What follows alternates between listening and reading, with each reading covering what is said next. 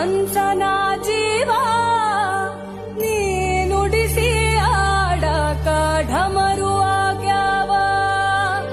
ಯಾಕ ಶಿವಲಿಂಗ ನಡೆಸುತ್ತಿ ಹಿಂಗ, ಏನೇನೂ ಇಲ್ಲಯ್ಯ ನಮ್ಮ ಕೈಯಾಗ.